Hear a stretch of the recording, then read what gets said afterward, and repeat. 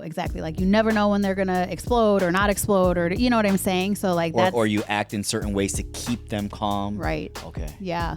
And then kids mirror usually who they're with the most. Ah, okay. Right? Yeah. So if they're with their mom the most and the mom That's a spaz. And the mom's a spaz. I was going to say whack job, but spaz is better.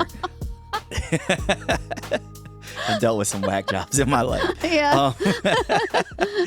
Hi, guys. Welcome to Stay Podcast. I know. We're so cute. Yes, Stay stands for Steph and Jay. Get ready to embark on a soul-stirring adventure that'll leave you inspired, encouraged, and equipped to live a life of purpose and fulfillment. Listen in as we share our love story with honest conversations about the differences in men and women, how we are way different now in our mid-40s and with each other, and how to elevate your mind, relationships, business adventures, and those around you. I love you, baby. Hi, baby. Hi, honey. Happy tax day. Ugh, happy tax day. I filed for an extension. Yeah. I just saw a funny meme that says, U.S. government, make sure to pay your taxes. And then it says, where is my tax money going? And then it's pointing to all of the different countries in the world. Yeah, that's definitely the MO lately. Yeah. So everybody else is benefiting from our tax dollars. Except for us. Right. So. Okay, let's talk about the weekend quickly. Okay. What happened this weekend on Saturday? Oh, we took a day trip to Atlanta. Yeah. That was actually pretty fun. It was awesome. Yeah, it was fun. It was good. You got a chance to see your sister and your nephews. Yes. Which was awesome. Yeah. And y'all, we found a deal. From Tampa to Atlanta was $50 round trip. Yeah. Like, you can't beat that. Yeah. Yeah.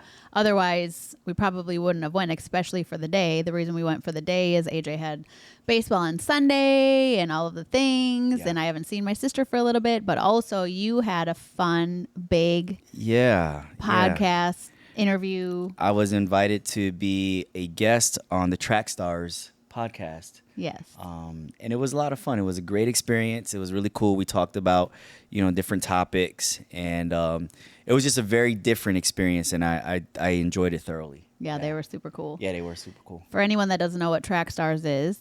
So they are a media outlet in the Christian hip-hop and hip-hop community. Yeah. So these guys, they do a lot of different things with regards to music. They've got about 2 decades, maybe a little longer, in the music industry, from music production to news and media outlets to just all sorts of stuff, all things entertainment, all things hip hop. And then, most of the focus is on Christian hip hop. So pretty cool opportunity. It was just kind of a surprise to be able to, be invited and just kind of spend a day with them. So it was cool. It's because you're making some big waves in the CHH community. I wouldn't say big waves, but some pretty big waves.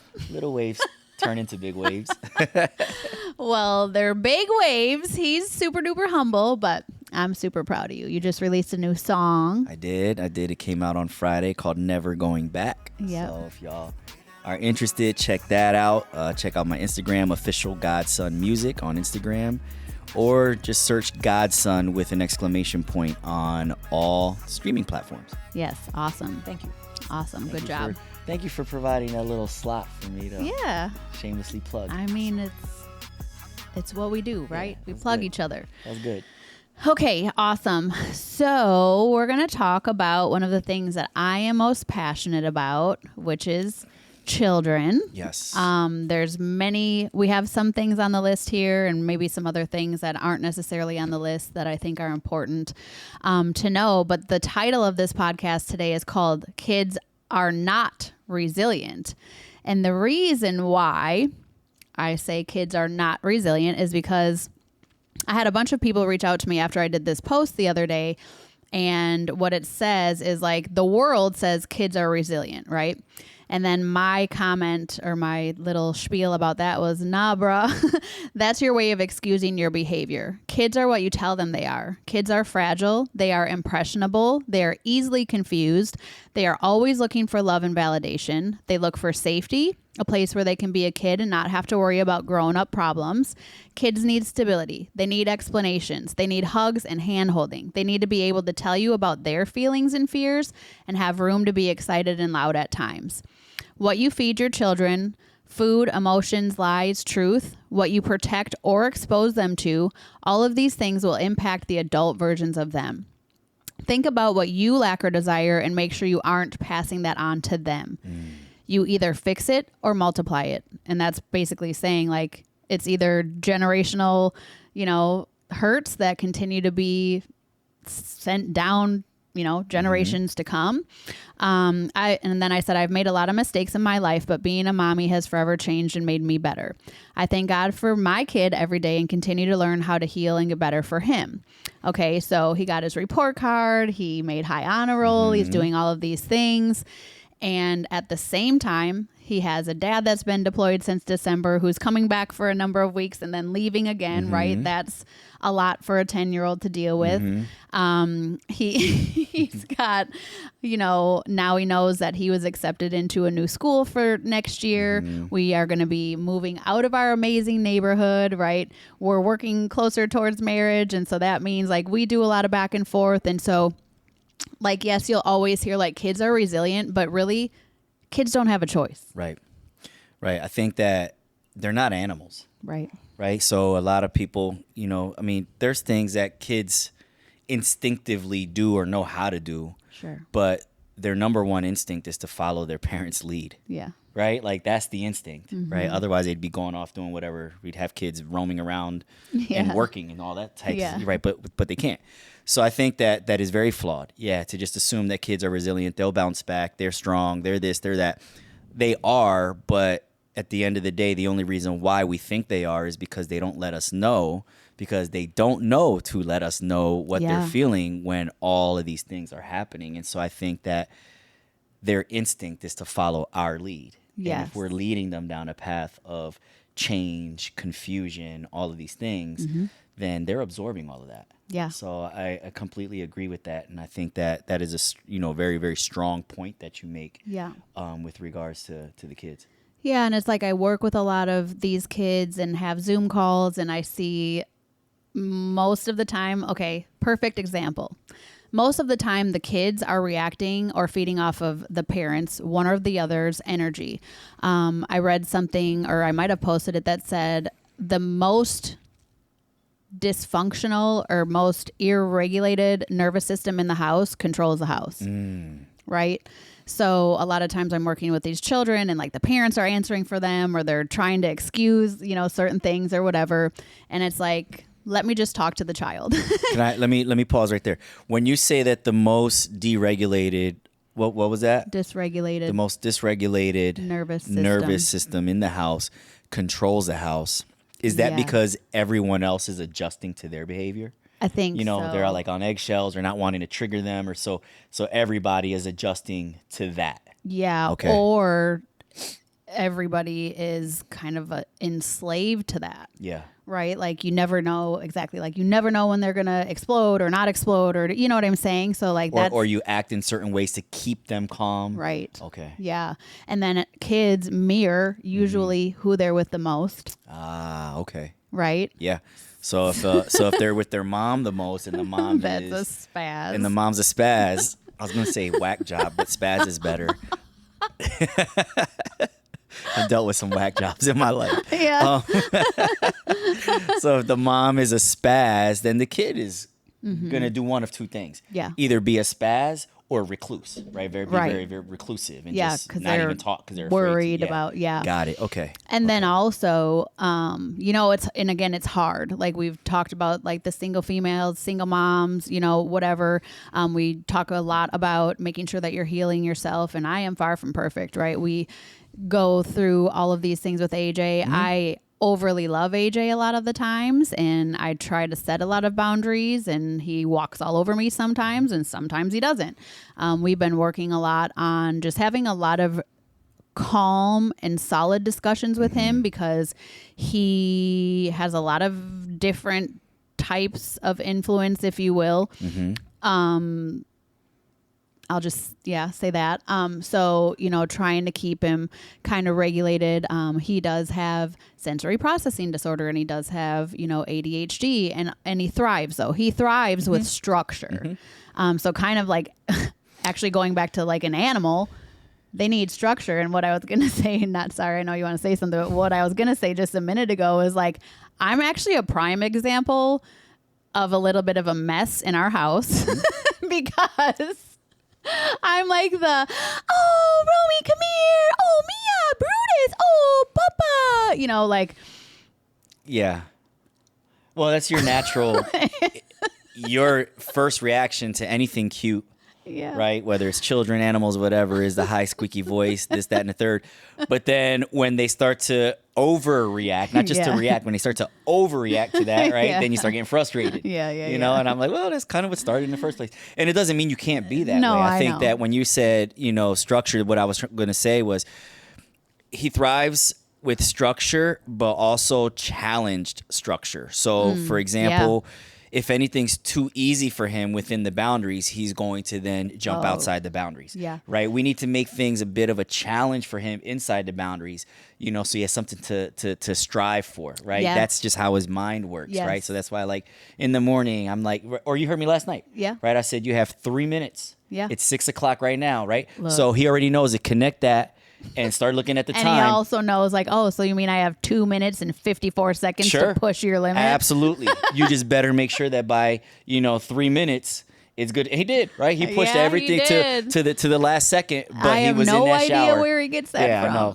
But he was in that shower, and it's okay, because that was then the margin I left for myself, right? Like, okay, I want him to do this right now, but I know he's going to push a little bit, so let's go halfway. He has 3 minutes.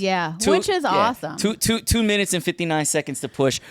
That last second, you better be in the shower. And he was. Yeah. So it's okay. That's kind of where I understand how he works and how he thrives. And so we both get what we want. He works a lot like me. Yeah. Which is, that's a lot of my fault. Like, I am a limit pusher. Yeah. Still, you are like, you're really awesome at like rules. And I'm like, what's funny is because obviously it's been almost 2 years. Like, I don't know you from previously, but I do. Yeah. Like, I feel like I know you very well from the person you used to be, right? Yeah. And I'm like, how? Like, I don't understand how all of a sudden you're, like, sometimes you even make me think, like, maybe I shouldn't do this.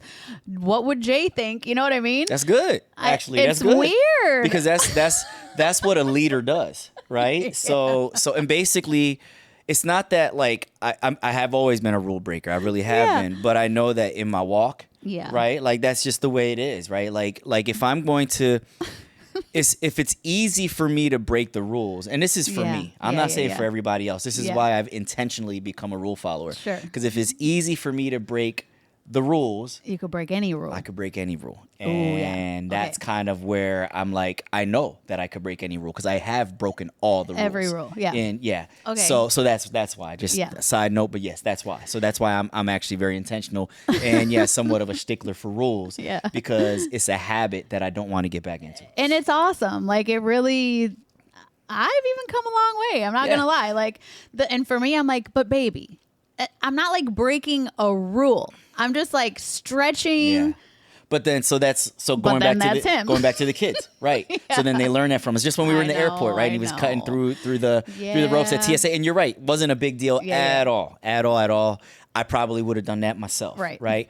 However, okay, if I was alone or if it was just you and I, guess what? I would have ducked under the lines and I would have skipped it. But because there's a child there watching us. A very impressionable child. At an already age, limit pushing 10 child. years old. Yeah, I know that. Yeah. So I'm not going to break the rules so he doesn't think it's okay to break. Even though it wasn't that bad of a rule. But when he becomes an adult or old enough, he can choose which rules to bend and which ones not to. And so that's the only reason why, that's why I'm very strict with rules. Yeah. Especially when he's in our presence. And it is good because when we first started dating, I used to be like, this dude, like, just loosen up a little bit, Yeah. Like, I mean, he shouldn't be climbing that tree over there. I'm like, why? It's a tree. It's outside. Yeah, it's the tree in the middle of the Burlington Coal Factory parking lot. You know what I mean? And I'm just kind of like, he's not actually Tarzan, okay? We're any other time in our backyard or we're at the park and it's time to climb trees, cool. But not when we're trying to walk into the mall. You know what I mean? So, yeah. Oh, I love it. Okay. But I'm sorry, I didn't mean to cut you off. No, it's okay. But since the implementation of those things, it actually has shifted the way he responds and acts. Yeah, absolutely. because he still has fun. But now he like kind of looks to you for that guidance instead of just doing whatever he pleases. And I mean, really, in all actuality, it is good for me too. Like one of the reasons why I was always that kid or adult or grown adult, you know what I mean? It's like a lot of times those behaviors are just validation seeking behaviors. So that's one thing we really know with AJ is like, you know, he just wants to know that he's doing well. He just wants people to be proud of him. Same with me. Same with you. You know what I mean? So it's really cool how you actually are able to lead us and guide us. You know, I love how you say like it is with our walk, path to sanctification, you know, for people who don't know what that means. Like we really walk with the Lord. You know, we don't, again, I'm like, well, it wasn't, you know, we went to this birthday party and it was an all white party with gold accents and I showed Jay this shirt and he's like, baby, the shirt's gold. And I was like, I know. And he was like, it says all white with gold accents. It was specific. And in fact, he then read it to me again too. And I was like, well, isn't this a gold accent? But those are things that like when I actually think about it, I'm like, it's kind of a little bit childish behavior when it comes down to it. Like I just want to see what you can get away with. Yeah. What's rule number 2? Details matter. Yeah. Details matter. And it was in the details, all white with gold accents. Otherwise, if they would have just said white and gold party, or you know what I mean, then yep, absolutely have at it. And it's cool. It was not that big of a deal either. No, but this is a thing that we're working on. Oh, we're working on. I love it. Okay, one other thing I wanted to point out. So because I work very specifically with kids with ADHD and sensory and kids on the spectrum of autism, actually, a lot of parents are very unaware of the things that their children are doing is actually how they try to regulate their nervous system. So for instance, AJ sometimes can make noises. We haven't really heard a lot of that at all for quite a number of months. No, he replaced it with something else. Yeah. But we'll be in a store somewhere and I'm like, oh gosh, you know, like you're seeing, for instance, biting on a shirt or, you know, sometimes the kids that have to run around, like I understand that, yes, again, there's a time and a place for that, but you have to find other ways. Or they're messing with their hands. Yeah, messing with their hands. So you'll see me, and you are so aware of AJ, which is amazing. You know when he's completely out of whack. I just look at his pupils. Yeah, we'll grab his hands and just rub on his pressure points. So there's so many things. So if you have one of these kids, please reach out to me. I'm happy to, you know, do a consult with you guys, give you some really good tips. But I was actually at a window sale the other day, and the lady started telling me about her son. And I was like, oh, yeah, you know, and then I started telling her what I do and all this stuff. And she said, you know, he makes these noises and he gets really, really loud and she'll go and she'll clap super loud in his face. And I was like, oh, gosh, don't ever do that again. She's trying to, quote unquote, snap him out of it. Yes. I was like, that is going to be the most uneasy feeling for him. That's a trigger. Like the loud noise is already a trigger. So like for AJ, like the vacuum, the vacuum, the blender. Yeah. So just start to like pick up on those things. It's really good for your teachers to know things like that. And I will say this, that as I've started to learn, and if I'm with AJ and I know that he's having a challenge with whatever, and I can sense it right away, I just stop him and I have him look at me in the eyes, and then we'll do the deep breath exercises together, right? Yeah. And the reason being is because at that point he doesn't feel like he has to do it on his own because there's something wrong with him, right? But it's something that we're doing together. I don't even just say, hey, do me a favor, look at me. Okay, now breathe together with me. Yeah. And we'll breathe, and all of a sudden he's like, calm down again. So since I've learned to do those types of things, or yesterday he was kind of, wild when we were on the couch, and so I was rubbing his hands, and you saw how he just kind of cuddled up with me and just chilled for a while.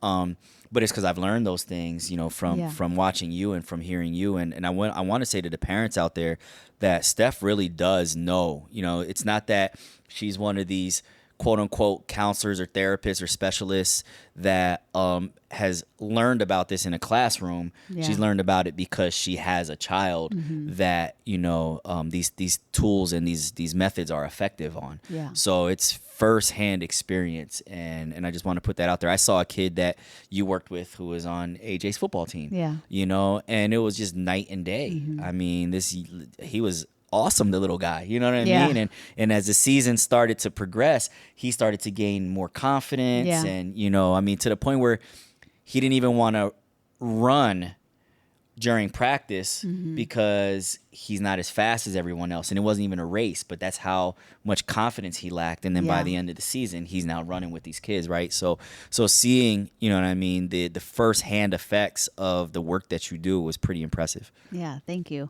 I really am.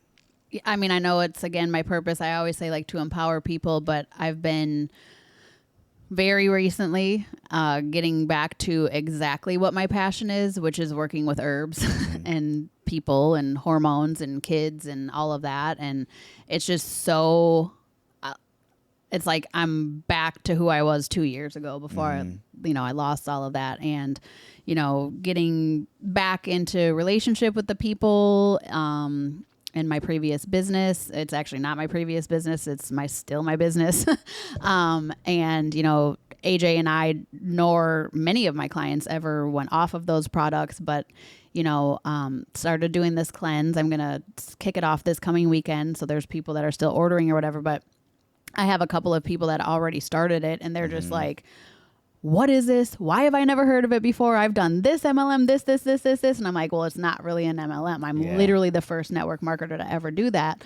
But yeah, like, this is my actual expertise. You know, a lot of people that don't know me don't know because I haven't really talked about it on social media for such a long time. But like, this is what I'm educated in. You know, I hold many certifications. And again, I think I have 730 families of children that I've personally worked with through, you know, either myself one-on-one or their, you know, people that brought them to doing this. So it's really what I love. And when you can just start to notice those things, when you can start to not yell at them, yelling at them is actually the worst thing you can do. And I'm preaching to the choir because I can, like, really heal any other family or whatever. But when it's my own kid, you know, we are very similar and we butt heads and you know what I mean? But, it is truly, it's just amazing.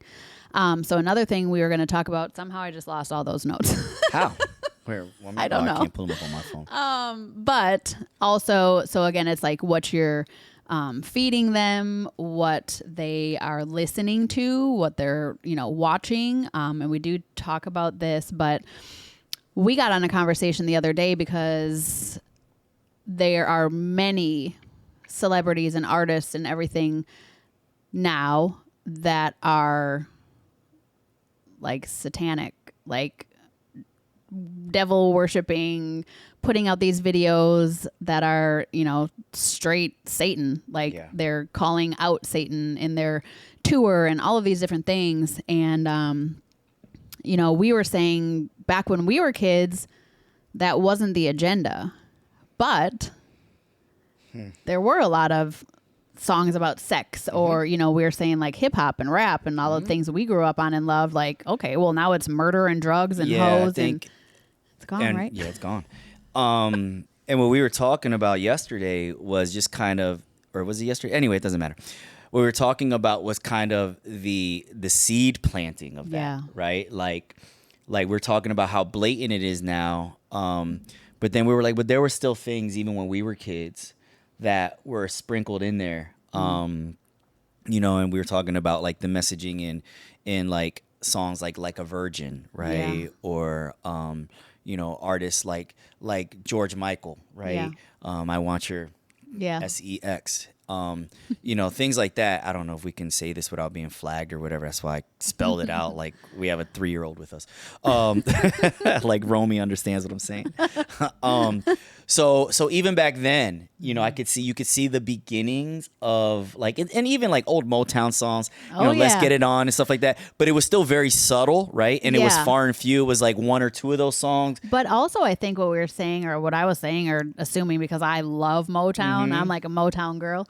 But I feel like it was so much more pure. Yeah, and it was. it wasn't like, oh, this is my side piece, but da da da da. I mean, but they would like, and we talked about that, right? Like songs like Me and Mrs. Jones. Me and Mrs. Jones. Yeah. But again, it was one song out of 100. You know what I mean? Now it's one song out of 100 that doesn't have some sort of, immoral message. And when I say immoral, I mean we're talking, whether it's sex outside of marriage, or you know what I mean, things like that, like there's just a lot of messaging in songs right now, and then you're going into the darkness with it as well. And I think that all started, and we talked about this, that all started kind of in that whole 90s era, right, with hip hop. I think that's where they decided, you know what?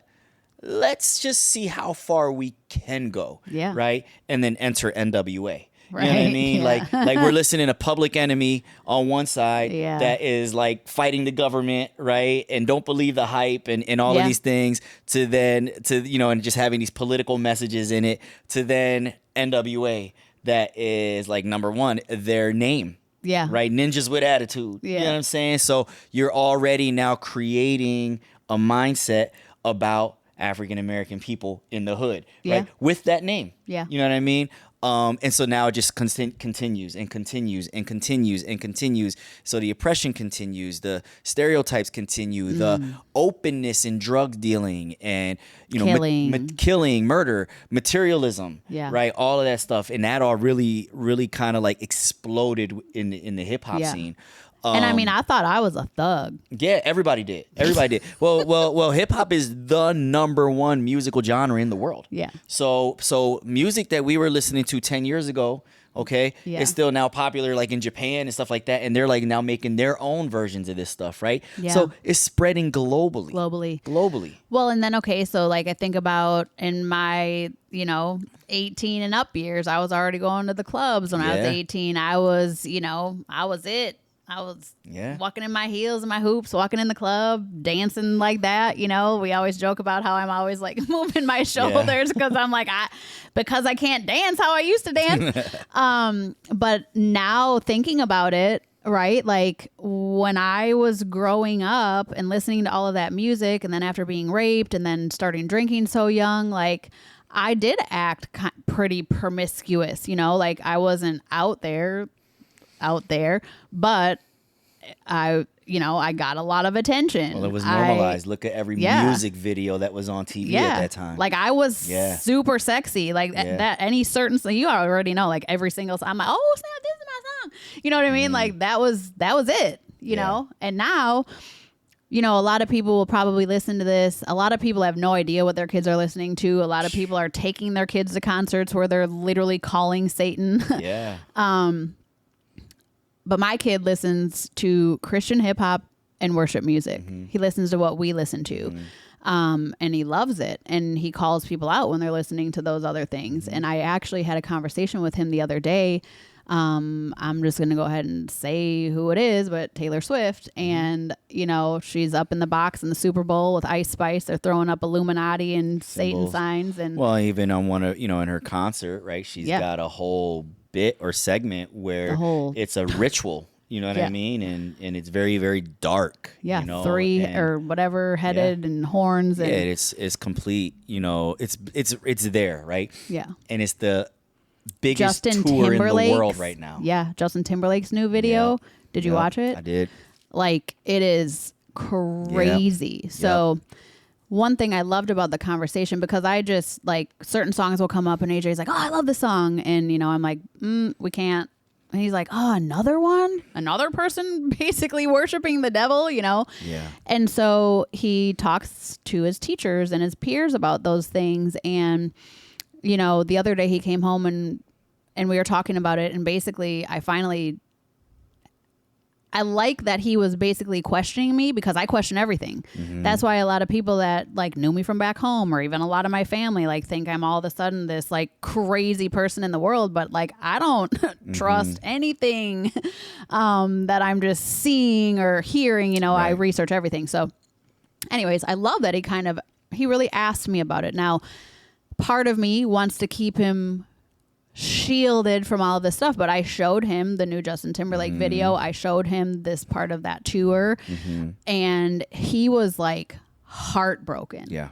He was just beyond, like, he was in disbelief that he it's closed so his blatant. closet door, which he's never been afraid to like go to bed. His heart was broken. Yeah. And on one hand, I was like, wow, do we ever do a good job of raising him as a young Christian boy? Yeah. I was really proud of that. I was really proud that he asked me and didn't just believe me too. Like, yeah, I'm his parent, but obviously there's people on both sides of the spectrum. But again, that's how impressionable your kids are. Well, and there's people that dismiss it.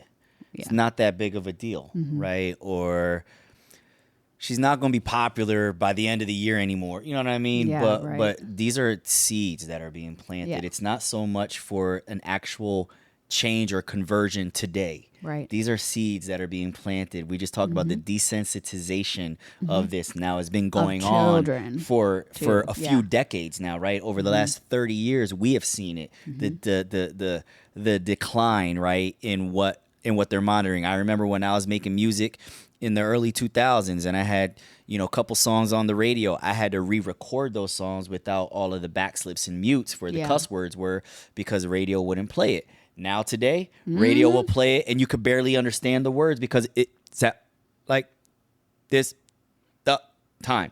Yeah. Because it's all edited the entire time. Or not. Right. Well, a lot of Sirius XM is not edited. Well, Sirius is not edited, but on the regular radio, it is edited, and that's what it sounds like. It sounds like it's just all gappy. They don't even like take the time now. No, not to re-record it or nothing. So like, again, it's just assumed now. You know what I mean? It's just an assumption. It's okay. It's it's normal. And what I love about the old school songs like that we love are like, I like Lil Wayne, like I'm pretty much out of secular music except for in my spin classes, but it's always censored and, whatever. But when they had to kind of rewrite the song for the radio station, it was still good. Great. It was great. Yeah, like music and whatever.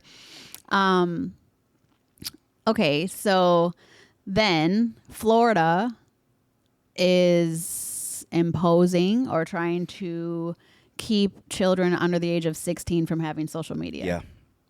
A lot of people that don't live in Florida think that that's absolutely insane. I am all for it. I think it's incredible. If you watch, I've said it a million times, Social Dilemma on Netflix. These are all bigwigs from everywhere. I'm talking Pinterest, Google, Facebook. Yahoo, Facebook, like whatever. Like none of those executives from those platforms want their kids on social media. Well, they are not allowed. Yeah. They're not on social media. They like literally don't have phones and things like that. So like AJ does not have a phone. He won't for a long time. And what you see, and it's really sad, especially young girls, is now they're seeing these videos. It's okay to talk about breakups. It's okay to talk about premarital sex. It's okay to talk about dressing a certain way, like all of these things. But also, it's really, really sad, higher suicide rates in young girls, all of these things because of social media. And the filters and the having to have the perfect picture. Like we didn't have social media. I'm like, I thank God that we didn't have cell phones that had cameras or video on there because I was out there clubbing, doing all the things. Social media is the equivalent to a gateway drug. It really is. Well, is. It's the gateway into comparison, confidence issues, what's that other addiction. Show? What other show? Wasn't it like Black Mirror or Glass? That was Black Mirror is that series where remember the one where they were being rated? Yeah, they were being rated, and every time they would do something right or wrong, they would have credit. Yes, they would have social credit. Yeah, and so that one girl lost all her social credit. She couldn't get anything. Yeah, and nobody liked her and stuff. Yeah. Which they claim, I don't know because I don't live over there, but I hear there's something similar in China. Maybe that's already kind of, you know what I mean, being implemented. But you can fact check me on that because I don't know. I'm not saying it's fact, but that's what I've heard. Yeah. But yeah, I just think that social media really is a gateway into challenges. You got to be real careful. If there's adults, just hear this out. If there's adults that need to take social media breaks, then imagine the kids. Well, you know, and I'm an adult and I have experience and I have wisdom and all of these things. And sometimes I'm like, you know what? I just need to get off of X. And I've even heard my friends who are non-Christian, I just need to get off of Facebook for a while. Yeah. Why? You know what I Yeah. mean? So if you, as a 40-something-year-old adult, feel the need to do that, Yeah. then why is your kid on it 24/7? You know Yeah. what I mean? And they don't know how to process what they're feeling. They don't know to just get off of it for a minute. Yeah, or So, they can't because it's obsessive. They're and- addicted. They're addicted. Also, like, we're obviously social media people. You were not on social media for a long time. I'm still not on Facebook. Yeah, but like it's funny because it's always like suggested friends. You have all these common friends, but for me, social media is part of my ministry. I did pull way back for a couple of years. There was a lot of time during the pandemic, where I have a loud mouth on the things that I really stand for, and a lot of my family started blocking and unfollowing me, and never even having a conversation as to why or asking any questions. It's like I'm still the same person that you guys love with the same heart and the same, whatever. But yeah, I think the 16-year-old thing is a good idea. Kids should be kids playing their sports. Yeah, I think that, and I don't think that 16 is too old. I think that that's a good age, right? If you're able, if a child is able to operate a vehicle at 16, then that's a decent age to say, yeah, social media is okay for you as well. I just don't know how Florida's going to monitor that. Like, is it going to be something with your IP address? What if the phone is in the parent's name? You know what I mean? Like, how do they even know? So, like, is it going to be age verifying? I don't know. I don't know. I don't know how that's going to work, but I agree with it. I think if anything, too, a lot of people that are here align with us.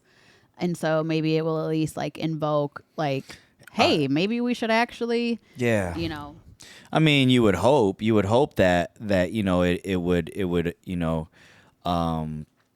kind of inspire people to take a look at that and think about it for a little bit. I think it's incredible. I mean, we've already talked about AJ and having a phone and all these things, and both of us are like, nah, absolutely not. Not 10, not 11, not 12.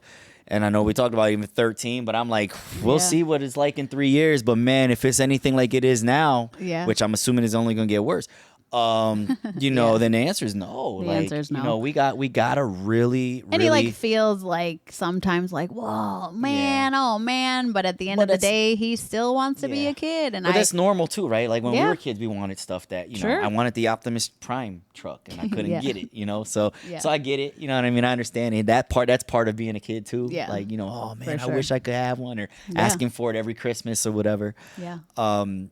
But I think that if more people looked at where the root of the issues are, they would understand how important it is to protect our children. Yeah. Because that's what the enemy is going for right now. We're not being, we are, everyone's being attacked, but our kids are being attacked the most. And what they say in church yesterday, Montel Jordan was our guest pastor at church yesterday, and he said that in the scripture where it says the devil comes to destroy, kill, steal, kill, and destroy, he said, we say that as one thing. The devil comes to steal, kill, destroy. He said, but it's 3 separate things. So now think about how much more vicious that is. Not only is he coming to steal whatever, your peace, your hope, your kids, right? But then he's going to kill your peace, your hope, your kids. Yeah. Right? Then he's going to destroy your peace, your hope, or your kids in this matter, right? Which means that there's never even recollection of it even existing, right? He's going to make sure that there's no way it can come back, right? And if we really focus on that scripture that way, and we see that in terms to what the world is doing to our children or the enemy after our kids, and we keep that in the back, front of our minds, not even in the back of our minds, but in front of our minds, I think we would be much more careful with how we steward our children. Yeah. At least I hope so. Yeah, and I think there's a lot of people that don't I have a lot of friends like back home that don't go to church, or I've had, it was awesome at AJ's baseball game where I went to the bathroom and you were like, oh my gosh, the other team brought our whole team over and had prayed over them. Like, that is so huge. And it's like, why wouldn't you want that? Right. If you don't understand the whole faith thing or what we're even talking about, or, whatever, like, in a world so dark as this, or like a lot of people that are like, oh, the universe, like the universe didn't give you all of this. Yeah. Okay. It's God.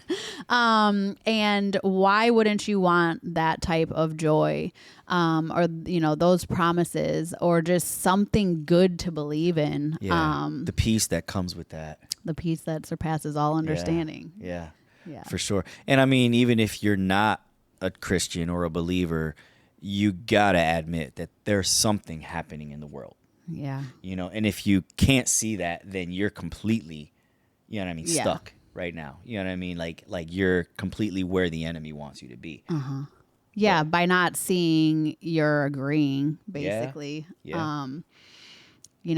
I love bringing people closer to the truth. And like I showed you this meme the other day. It said like, did it say something about conspiracy theorists or something like that, and how you start conversations like, so what do you think about the weather? And then you get to chemtrails. And they're like, well, there's a chemtrail up there. We can talk. But the chemtrails are, the government tells you, like, it's everything they're doing it all over the world. It's not even in our country. It's all over the world. Dude. They're altering the weather. Yeah, like, I'm not making the stuff up. Dubai just rolled out a whole system where they make their own rain. When they need it to rain, that's pretty cool. When they need it to rain, they make it rain. Make it rain on it. But seriously, like, it's not a secret. It's not, it was a secret. It was a secret 20 years ago with when HAARP. All those people were conspiracy theorists. Yeah. But we're still considered a conspiracy theorist to people who are just... But it's not a secret. They're doing it all over the world. It's not a secret. Yeah. They're manipulating, controlling the weather. And so... And I mean, this is going to and most likely spraying chemicals on places like Florida and absolutely. Texas. But at the end of the day, like, what is the best way to kill off a civilization? Affect their water and food supply. Well, if you're able to manipulate the weather, guess what you can do? You can affect somebody's water and food supply real easily. So that's going to be a whole other method of warfare. Well, yeah, and like years ago now, when Bill Gates bought all of the land surrounding all of the Great Lakes. Listen, watch what you say. I ain't trying to have the men in black pulling up outside the crib. Like some days, I've really, again, like peeled it back a little bit as to not hurt anyone's feelings. But like, oh man, listen, it is what it is right now. I mean, again, if you can't see it, it's because you're choosing not to see it, period. Yeah. There's a lot happening right in front of our eyes. Yeah, like blatantly happening. Like every single day. Like, absolutely. Nothing to see here. Oh, let's do this now. Nothing to see here. Oh, so, for me, like, I stay on top of it. Absolutely. It has nothing to do with sheltering my child. I will do everything in my power to ensure, we got a lot of plans for, depending, how the world goes and whatnot. Absolutely. But it's our job. It is our job. So back to the title again, kids are not in fact resilient. Like, yes, they're going to still live because hopefully you're feeding them and whatever. But as far as them being resilient, or like, they're as resilient as we are. They're as resilient. Yeah. Like, I mean, if you're a mess because of all of the things that are going on in your life, by all means, please have a little sympathy, empathy, extra love for your children. Like, you are putting them through, it's like, think of all of the things that you have that you're protected from, or you've built up these walls or whatever. Like, you're passing those on to your kids. Yeah, that's bad. So you said something a second ago, and I want you to talk about it a little bit. You said about what you're feeding them, what they're eating. Talk a little bit about that, because I think that a lot of parents think that they're doing a good job with their children's nutrition and their habits. and even when they buy stuff that they think is healthy for their kids, right? So can you just touch on like what should they be looking for? You know what I mean? Maybe like we'll do as an example. Gatorade, right, has been put out in the public as something Prime. that's good. You know what I mean? Gatorade is what athletes drink to hydrate and all of that stuff. So we think it's okay, right? Yeah. Not realizing, the dyes and the sugars and all that type of stuff. So talk a little bit about, what parents should be looking for. Yeah. And if they have a kid who's challenging to manage. Yeah. Why might they be challenging to manage? The very first thing is probably 100% of the families that I've worked with so far. The first thing is like, well, they just won't eat that way. Or, well, yeah, I mean, he's got all of these sugary snacks. And I'm like, dude, they're not driving to the grocery store and buying all the things. You are. So sugar for AJ, he cannot handle any red dye, blue dye. All his friends get Prime and Gatorade and all of the things. Some kids on his baseball team are drinking energy drinks before games, Heck, AJ can't handle peach iced tea. I was going to say, we're in Atlanta and the kid had a tall, skinny glass of peach iced tea with, it's white fresh, sugar. It was fresh brewed, though. Sure, yeah. And he was twacked, man. He could not sit still, and he doesn't actually know. So for a really long time, again, I had to really study him. He does not, in fact, know when his body is out of control. And that's so frustrating. It's like the lady that I sold the windows, and she's literally telling me how she's clapping in her son's face, trying to get his attention to calm him down. And I'm like, dude, like, you're the problem. You know what I mean? So first and foremost, you have to take charge of what's going on, what they're eating. Now, with that being said, the children's aisle of the grocery store is the worst. Yeah. So the children's yogurts. Yeah. They're full of chemicals and fillers and, don't get the ones with the strawberry in it. Yeah. Like, buy strawberries on the side. Get the plain whole milk yogurt. If your kid is lactose intolerant like mine, right? Don't get the yogurt. Don't get the yogurt. Get something else. Get something else other than yogurt. Trust me. Yeah. So first things first, like, you've got the little packets of applesauce. It's not good. No, it's like, all sugar. It's all trash. sugar. Like, if it's going to be able to sit on the shelf in that packet for 7 years, like, don't go down that aisle. So if I'm a parent and I'm having I have a I don't want to say out of control, but again, a kid that's challenging. Yeah. Right.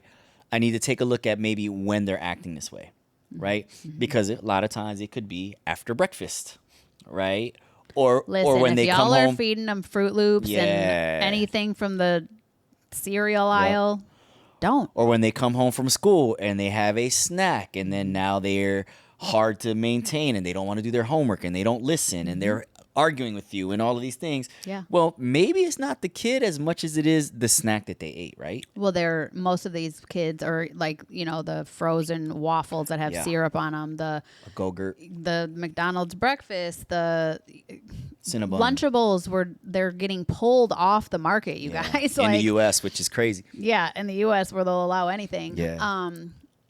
All of those things of convenience are literally going to give your children like autoimmune disease. Yeah. I'm just going to be straight up. Like, you continue to put all of those additives and all of these things. And, if they've had all of their vaccines, like, I'm not an anti-vaxxer. AJ had his vaccines. I would say, I guess I am now, because that is the common denominator with all of the children that I work with. Kids that are like 12 to 18 years old, those vaccines didn't have as much stuff in them when they were getting all of their shots. So those kids tend to be, it's like people that have like teenage kids and then kids that are under 12. Yeah. They're like, I just don't understand. Like, my older kids are fine. It's my younger kid. Like, and I'm like, yeah, it's the vaccines. Yeah. You look at Amish people, they don't have one single case of autism. Yeah. Like, and that's there actually is like not, medically documented.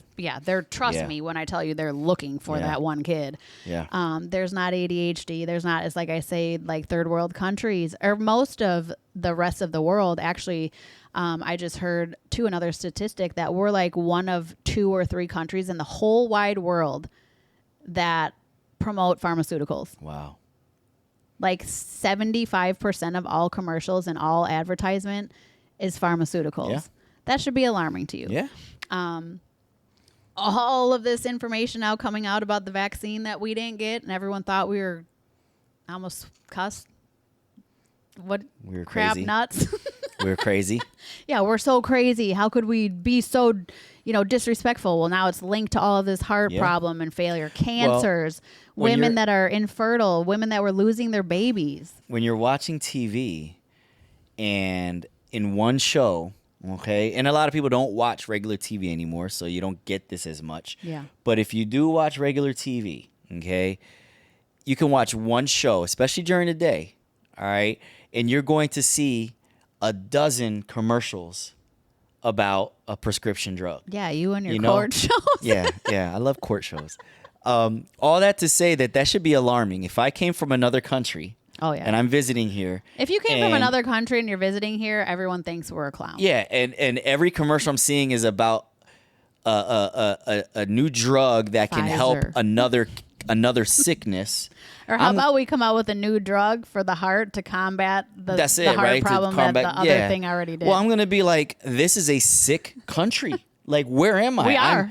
But that's exactly what I'm saying. So we are a sick country. And the reason why is because it's economically helpful, right? So what we got to understand is that this is not by accident. No. This isn't, and I don't mean to like put anybody down. Yeah. But for those of you who are listening that have never been outside of our country or that don't care to learn about anything else other than what's under your roof and what's within earshot, you have zero clue that there's countries out there that don't suffer from these things.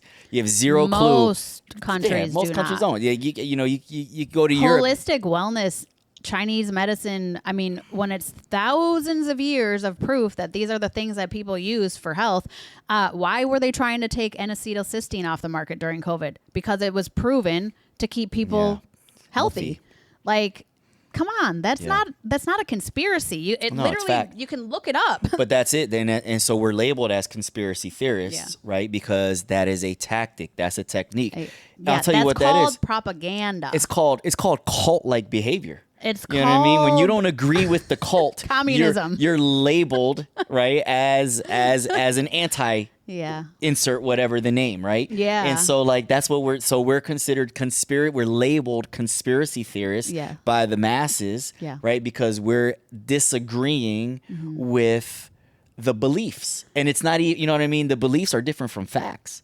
We're agreeing with the facts and disagreeing with the beliefs. Right. So now the cult of the world or of the country is now labeling us as conspiracy theorists. Just in our country, everybody else thinks that we're normal. There's other countries now that are kind of on that same trajectory. Like there's a couple in Europe. There's a couple that are on that same trajectory. But it's just, and it's a whole other topic. But does anybody know where the princess is? Yeah, exactly. That's what I'm saying.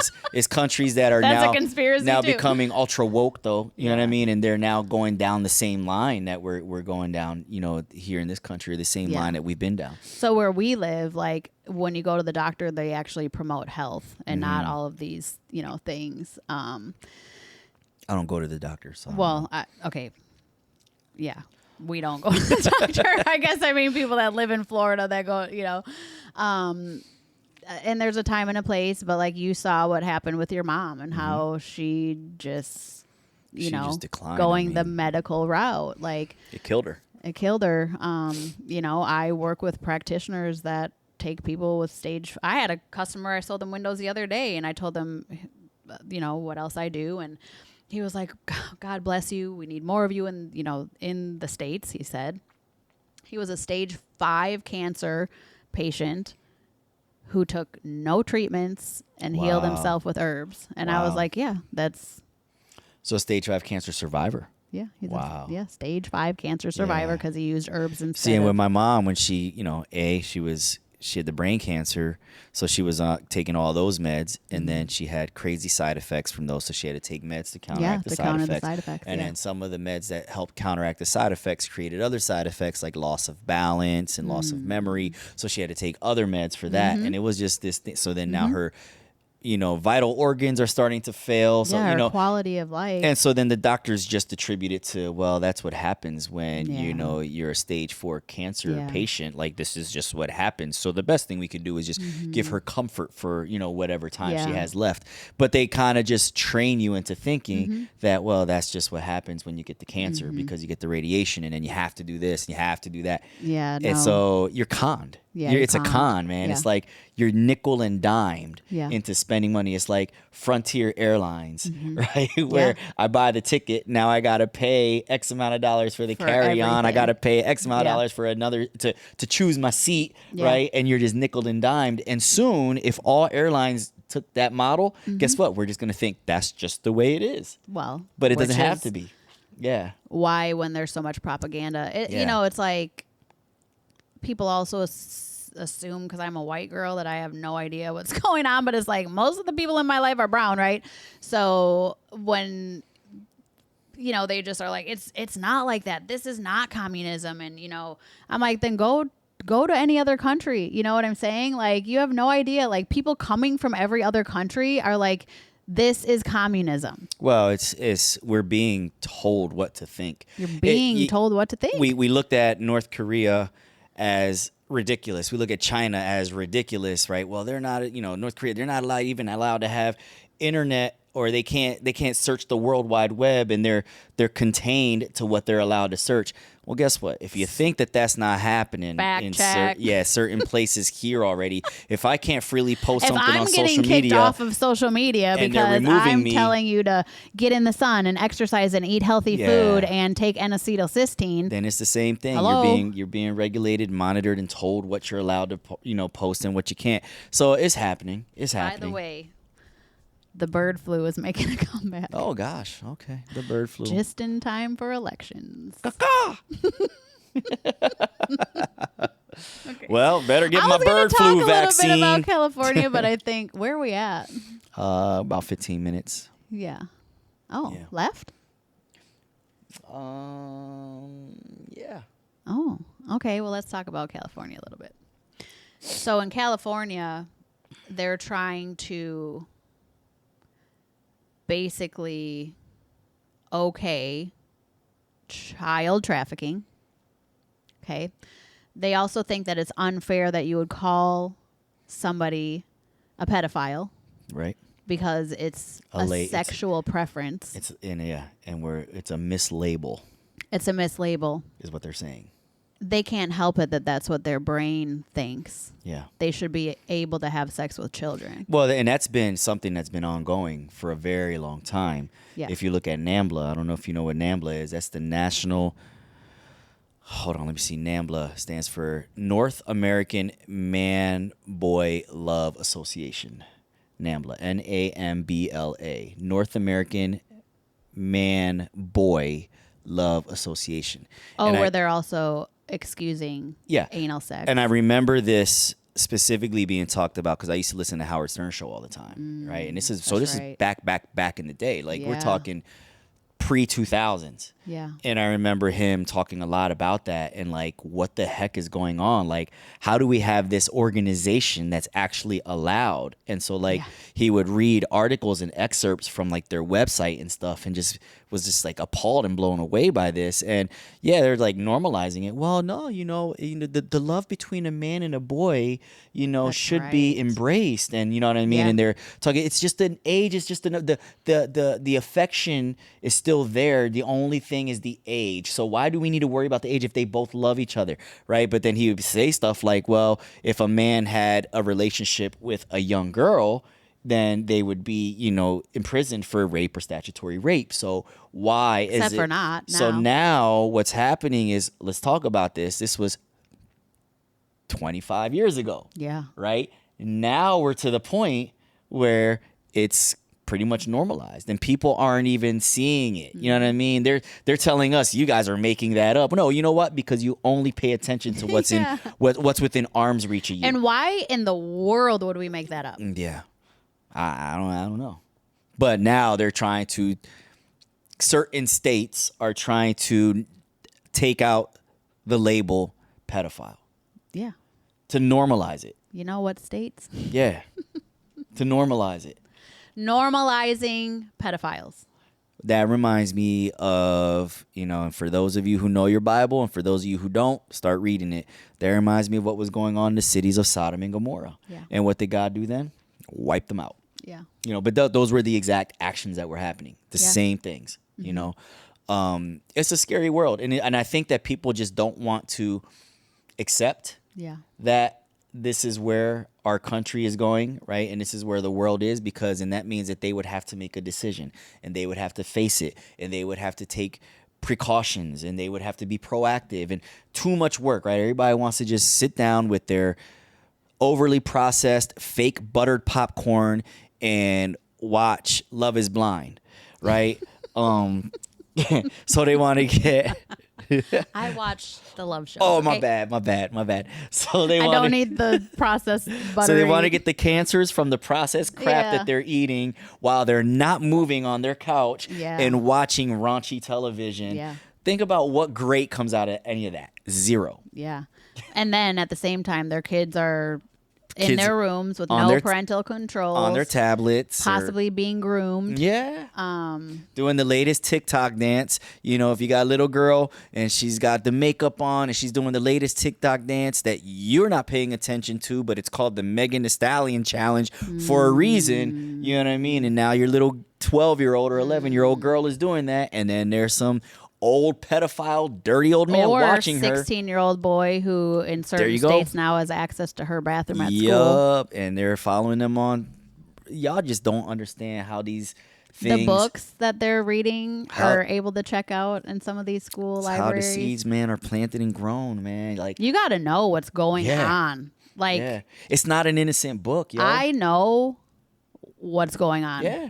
In any school AJ's ever been to. It's why I moved to Florida. Like, and listen, you got to be aware. And dude. I understand that there's books out there that are preaching inclusion, and I'm still against that. Yeah. But you're gonna have that, right? I'm talking about the books that are teaching correct. The books anal that are teaching sex, oral sex. Yeah. Why are we even talking about sex? We were just talking about the HPV vaccine. Why? That the schools are pushing the kids to get. So they're basically saying, hey, it's okay for you to have sex so long as you get this vaccine. Yeah, but that's the world we're going into. They're normalizing it. And then guess what? Well, if the school system normalizes it and the government has normalized it, guess what? Parents are going to as well. And now I'm just going to put my 13-year-old daughter on birth control because that's what kids do. Don't. You know what I mean? Like, quote unquote, that's what kids do. Nah, bro. Or we allow abortion up until full term now. Another ridiculousness. Yeah. So, let's talk about that real quick, because I posted a picture in my stories the other day, and then I get, hate mail or whatever. Yep. And first things first, read the legislation. Nobody is saying that mothers and or children should die from childbirth, right? Like, that's what the assumption is that, now this legislation, and so now women are going to die, and all of this stuff. Nobody is saying that somebody that has been raped or molested, should carry a child, from that circumstance. I had a DNC in my early 20s. I would have a 20-some-year-old. I have used a Plan B more than once, okay? Because when I wasn't walking with Christ, I wasn't responsible. It was sexual sin.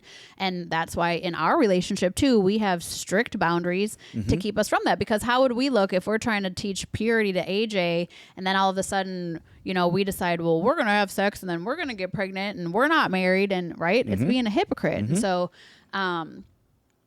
it's really... People think, well, it's because you're Republican. It's because of all of these Republicans that don't want abortion. It's my body, my choice. Okay, well, now that you're a grown adult, I know many people that have lived years and years and years of regret from having an abortion. Okay. I know many people that are adopted that thank God every single day that their mom chose to actually give them up instead of kill them. Yeah. My mom was 17 years old when she had me. I thank God every single day that she chose to have me. You know what I mean? So it's like, before you have assumptions on the type of people we are, right, we've also walked these ways. You know what I'm saying? Well, the way I look at it is this. I mean, sheesh. All right, so we're bad for wanting to protect a baby. Right. All of a sudden, I'm an evil person because I'm fighting for the rights of a child that's growing inside of somebody else. Of a child that's full term. Yeah, I'm fighting for the rights of a child that's growing inside of someone else who is irresponsible. And I say it's not a form of birth control. Right, it's not a form of birth control. That's what I'm saying. But that's what you want it to be. Well, that's what it's become. That's what people are using abortion for, right? They're now, it's a contraceptive to them. And I say contraceptive because you're still getting pregnant, but that's how they see it. They see it as, well, I'm not even going to use something so that I don't get pregnant. I'll just get an abortion. Yeah. You know? Look, I'm all for, if you want to allow your young children to have sex, that's not where I didn't really know what purity even meant, to be honest. But you also, I hear so many people say, like, well, they're going to do it anyways. Well, but are they? If you take that mindset and you do nothing to put any type of instructional boundaries in place, yes, they're going to do it anyway. They're going to do it anyways, right? Yeah. But if you take the time as again, proactive parent who's taking precautions, who's paying attention, who, all of those things. That's just it. Everyone's too lazy. People just want to sit on the couch, watch their raunchy TV and eat their popcorn. Yeah. They don't want to have to pay attention after a long day of work of what their kid is doing. But you have to. Yeah. You have to. And I have a bunch of friends that have, children that are not married, and, but then as you continue in the relationships and, then you're like, oh yeah, like we should get married and then we'll have another kid, like whatever. Yeah. We both come from that walk, but also, again, knowing these things, then, like, now being a 45-year-old woman, I'm not over here gonna go to a rally where it's like, oh, my body, my choice, and urge people to kill 9-month-old babies that somebody's carried, because all of a sudden at the end of the day, now you decided, well, now I'm gonna not have the baby. Yeah, and I mean, well, I'm not able to take care of it. You should have thought about that. Put up for adoption then. Well, you know what absolutely. I mean? Go through the pain. Yeah. Right? And now give that child a chance, right? Because you're fighting for your rights, but taking away the rights of another child. And don't even get me started on the feminism tip, right? You're fighting for women's rights, but then you're killing the baby girl, right? And not giving her any rights that is growing inside of you. Like, it's just hypocrisy, in full cycle, right? And so I think that, it's ugly. But it's one sad. of those things that's how they keep people divided too. Absolutely. Well, none of that is godly. None of it. Zero. Right. Well, or I'm just saying, like, oh, it's because you're a Republican. Yeah. Well, what I'm saying is that when you look at where the people who want to follow the Lord's ways more, it's more of the conservative Republican side of things, and that starts at the legislation. We're not saying that we're not nationalists. We're not worshiping a political party. No. What we're saying is we follow the party. Our political party aligns with God. Yeah, we follow the party that most aligns with God. Right. Period. It may not always align with God, but it most aligns with God. Yeah. And that's, if that's the civilization we're living in, then that's the responsibility that we're held to. Yeah. So, yeah. For sure.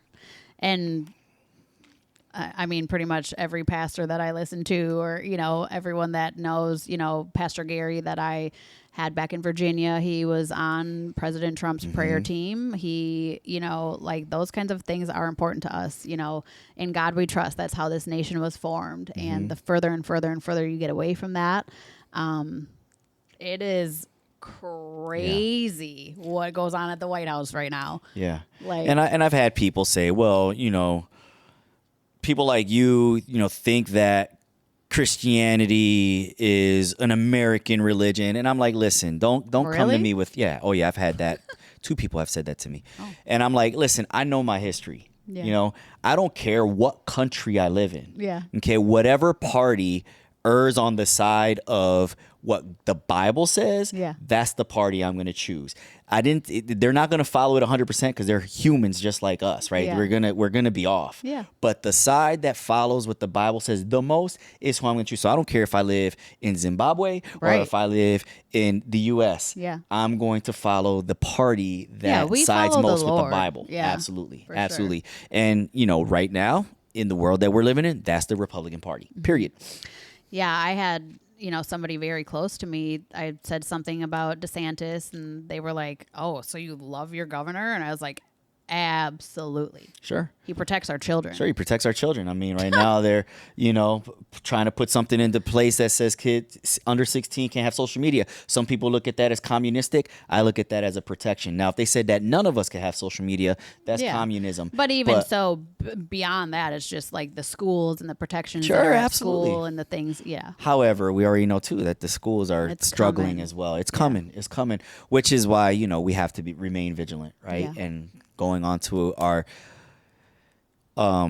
episode a few weeks ago, right? Put on that armor every day, man. Yeah. Every day. We got put on for us and for our kids. Yeah, for sure. So All right. Well, there's a little more into Steph and Jay. yeah, man. Like we were on the soapbox a little bit. So Yeah, it's important.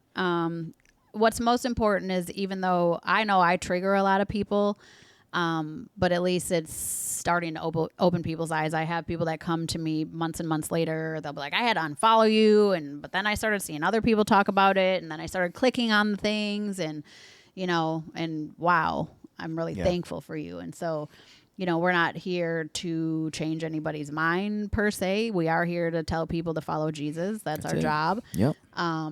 But if you have children, it's your job. It's your responsibility what you feed them, what you let them see, listen to, hear, where you let them go. Sleepovers. It's another thing. Like, you got to know. AJ said the craziest thing to me the other day Oh, yeah. about the furry handcuffs. Furry handcuffs, yeah. And He admitted that it was one of his friends that Yeah. put him onto what that is and what they are. Yeah. Yeah. So again, I'm not saying he's going to be shielded from everything and whatever. No. And he's a very, very, very inquisitive young man, Yeah. just as I was. But it's our job to walk the walk and model the things. And it's that are- hard. Yeah, As man. parents, it's hard, But you know what? Choose your heart. You want a reckless, misunderstood adult? Yeah. Or do you Most want... adults actually never got past like a 12-year-old Yeah. mentality. Because at that point, our parents mostly, and I don't mean this in a negative way. It's just kind of the way it is. They mostly gave up, and when I say they gave up, they're old enough now. You know what I mean? They stay home alone longer. They stay Sheesh. they let so Yeah. that's kind of that age My where parents were pretty you start giving more independence. strict, but I had divorced parents, and that's why it's really important. We're very lucky. Yeah. Chad's on the same page as us, Yeah. and With me, it was my parents were very strict, and then when they got divorced, I was pretty much able to do whatever I wanted because my mom worked so much. Right. And then when she didn't have to work so much because she remarried, she tried to tighten back up on me, and at that point, it was too late. It was a wrap. and he was not good for anybody. either, No. So yeah, Yeah. But I mean, I say this, parents. This is my biggest suggestion to you. If your kids are still young, and when I say young, preteen, or just going into that kind of teen phase, it's still not too late. Yeah. To start making some shifts, to kind of just look a little deeper into things. Yeah. If you really truly want a good quality of life for your child when they become an adult. And remember, I say this all the time. It's not our job to raise good children. It's our job to create good adults, because they're going to be adults a lot longer than they are kids. Yeah. Right? So that's actually what we need to be focusing on. So if these parents think it's hard now, just think about how hard it's going to be to see your kid being unable to survive in this world as an adult, because you've allowed for them to be exposed to so much junk as a child. Yeah. And I'm not saying that you're a bad parent. You just didn't It's know. easy. Yeah. Again, even with the food. Like, Yeah. well, I went to the kids, whatever.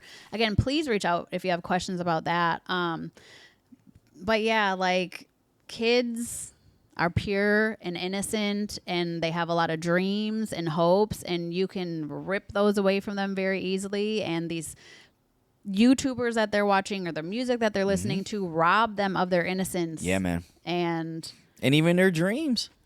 yeah. You got these kids thinking that by 22 they're supposed to live in a $3 million mansion with 6 of their friends and make funny videos. And when they realize that they just can't do that, then what? They have no other aspiration. Disrespect for their mom. Yeah. Pull pranks on every, I mean, it's Act the fool. Yeah, man.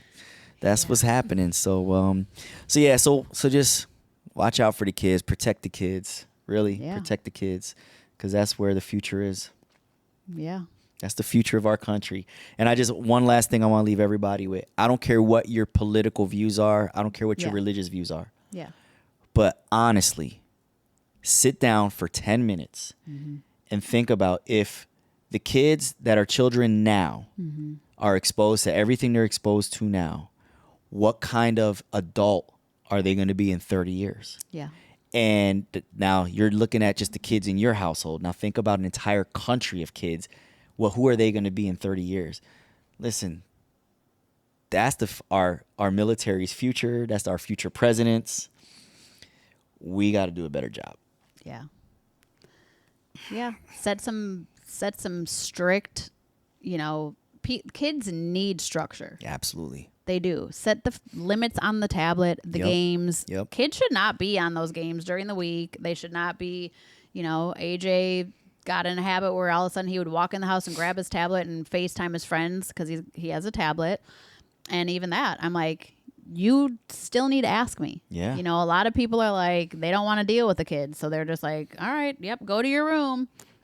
You have no idea what they're doing in there. Yep. And then some of these kids end up never, ever wanting to leave home because they're literally just sitting in their room playing All day video long. games till they're 30 years old. That's it. Yeah. That's it. Yep. So, all right. Well, y'all, thank you for hanging out with us. Is there anything else that you want to discuss? By the way, we went to the gym today, and you look really, really pretty. Thanks. Yeah. So I put the hoops on for you don't even look like show. you worked out. You look I feel like you look it. like you woke up like this. Oh, I woke up like this. Yeah. My lashes are long again from all this castor oil. Oh, snap. And my face is slim again from doing the cleanse and losing Yeah. all of the unexplainable bloat that I That's was what having. it is. That's exactly what it is then. And the tan I got yesterday. Oh, you got the tan. You see, you have a little glow to you. a little Yeah. glow. But also we worked out. When did we get there? Today? 10 after 12? I don't remember. So you don't like working out. No. I love working out. Yes. But if it's after 11 a.m., No. terrible. So you got to see me be a little bit like you today. But once we got going, it was good. Yeah. For the record, I hate working out. Yeah, it's so weird. I do it every day and have Every been day, for the you're last so good. 15 years. But Yeah. I don't like it. Yeah, I love it. And especially I love working out with you. Oh, well, thank you. I'm glad that And you so love today working out we were with me. doing these leg flings. Yes, leg flings. It was leg extensions. But as we were leaving the gym, I was like, man, it was really those leg flings we were doing. And he literally almost died laughing. like leg flings. He's like, fitness with Steph. Here's the leg flings we're going to do. All right, now do 15 leg flings. And then we ended with Burpees. 10 I love burpees. I hate burpees, but Yeah. I got to They start were doing them. brutal today. I got to start doing them. So. But did I really jump high? You did. You did. You got about 4 inches off the ground. That's high, yo. I felt like I jumped so high. No, you were jumping high. You look good. And you didn't look forced either. Did I hit my head? So fun fact is I used to do burpees even in my garage, and I bounced my forehead off the floor. You did not bounce your forehead off the floor, but you did chest and stomach all the way down on the floor. Which Oh, is yeah. good. Yeah. I don't mess around with Yeah. burpees. So your burpees were flawless today. Thanks. Yeah. You did a good job, too. Thank you. I hated them. I but know. Yeah. So I'll do 10 after every workout this week, and then next week I'll increase it to 15, and then the week after that, 20. Okay, I'm going to hold you to it this Yeah, time. you have to. Because this was a plan of yours a few months back. Yeah, but this time I'm going on tour next month, so I Yeah. have to be in good Lung capacity. cardiovascular condition. I gotta have endurance You hear in that? my My lungs. baby's going on tour, y'all. Gotta have endurance in my lungs. Yeah. Yeah. So All right. yeah. Okay, we love you guys. All right, hey, y'all. Please review, share, tag us. Yep. Even I would say share the most. I think share. if Review though. Review puts us higher up on the podcast. Yeah, if you like it, review us on whatever platform you're Yeah. listening on. But then please, if you really do like the content that we're sharing with you guys, share it out on your social medias. I know we're not for everybody, but we have something for everybody. Yeah, for sure. And so at the end of the day, just please share out and review. Those are the two main things. Yeah. Awesome. All right, you guys. All right, love y'all. Bye. Peace. Hey, thanks for listening, everybody. Do us a solid and share this episode and tag @TheJMiranda and @Steph_View. Please also review us on whichever platform you're listening on so we can grow. If you need our prayer, please reach out to us on Instagram. But ladies, don't be sliding into my man's DMs. And fellas, clearly I'm already taken. Tune in next time.